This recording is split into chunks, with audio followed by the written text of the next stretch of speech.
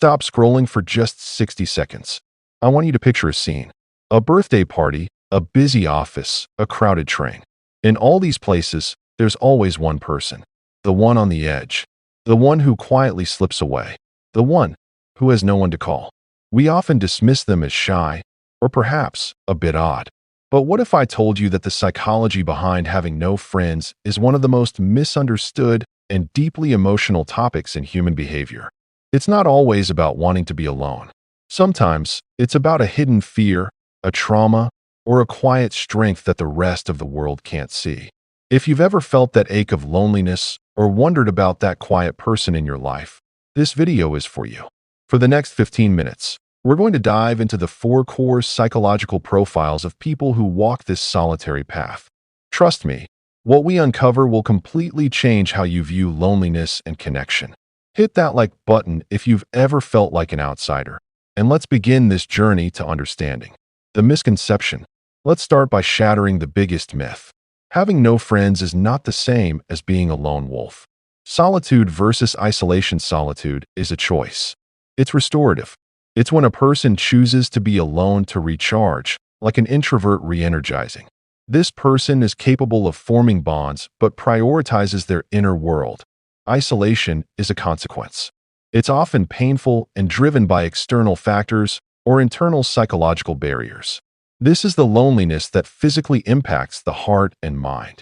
Research shows that chronic social isolation triggers the same stress response pathways in the brain as physical pain. It's not just sad, it's a survival threat registered by your body. Think about being in a room full of people but feeling utterly disconnected. That's the difference. The feeling of being alone even when you're not by yourself. We're going to explore the different reasons this happens. The 4 psychological profiles. Now for the core of the video. The 4 psychological blueprints that lead to a life with few to no friends. These aren't judgments, they're defense mechanisms. The hyper-independent wall builder often stems from early life trauma, betrayal, or deeply felt disappointment. They adopted the belief, if I rely on no one can hurt me. Every potential friendship is a potential vulnerability. They are often highly capable, fiercely independent, and will sabotage a relationship just as it starts to get deep. They see dependence as weakness, and therefore, true connection is a threat. The social perfectionist. This is driven by an intense fear of rejection, shame, or not being good enough. They hold impossible standards for what a friend must be and what they must be. They often think, if I'm not perfect, I will be abandoned. They are masters of passive isolation. They want friends, but they won't initiate, text first, or put themselves out there because the possibility of a no is psychologically unbearable. They ghost potential friends because they need to end it before they are rejected. The misfit thinker. This is the person who genuinely processes the world differently. They struggle with relational friction. Small talk is agonizing. Superficial connections feel draining. They would rather have one deep, authentic connection than 20 surface-level ones. And until they find that one, they prefer the quiet. They are perceived as aloof, but they are internally screaming for someone to talk about the deeper questions of life with. They are lonely because their standards for depth are simply higher. The skill deficit, chronic social anxiety, or a lack of opportunity to learn basic social skills. They desperately want connection, but they genuinely don't know how to maintain it. They struggle with reciprocal conversation, reading social cues, or managing conflict. Their actions might come across as weird, awkward, or disinterested, but it's pure, paralyzing anxiety. They are the ones watching the party from the corner, wanting to join but feeling physically incapable. The path to connection. If you saw yourself in any of those profiles, please know this. You are not broken. You are protected. Your current state is a result of a psychological mechanism doing its best to keep you safe.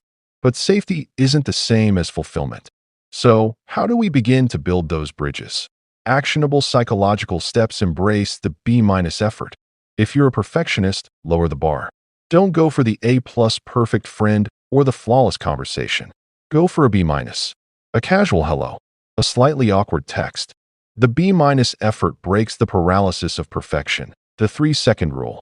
When someone gives you a compliment or asks for help, fight the urge to deflect or withdraw. Just let the good feeling sit for 3 full seconds before responding. It's a small exposure therapy to genuine connection. Stop should ing on yourself. Forget what a friend should look like. Friendship doesn't have a uniform. It's unique to every pair. A friend can be a neighbor you chat with once a month, a colleague you trust, or a person you play games with online. Lower your definition to increase your connections. Focus on contribution, not consumption. Stop asking, "What will this friend give me?" Start asking, "What can I offer this person?" Shifting the focus from your need for connection to your ability to give connection reduces anxiety and makes you an attractive, reliable person to be around. We started this video recognizing a quiet kind of pain, the pain of walking alone. But I want to leave you with this heart-touching thought. The depth of the well reflects the quality of the water. People who spend time alone are often the ones who have done the most internal work, the deepest thinkers, the most empathetic observers. Your capacity for connection is likely immense, precisely because you haven't wasted it on surface-level noise. The world needs the quiet strength, the unique perspective, and the deep capacity for loyalty that the lonely person possesses. The first step isn't finding a friend. It's accepting the person you are right now. In the comments below, I want you to tell me which of the 4 profiles you most related to: the wounded, the fearful, the different, or the anxious. And more importantly, tag or share this with one person you think might need to hear this message. Let's make sure no one feels truly invisible. If this video helped you feel a little more seen, please subscribe. My goal is to continue to uncover the hidden psychology that shapes all of our lives.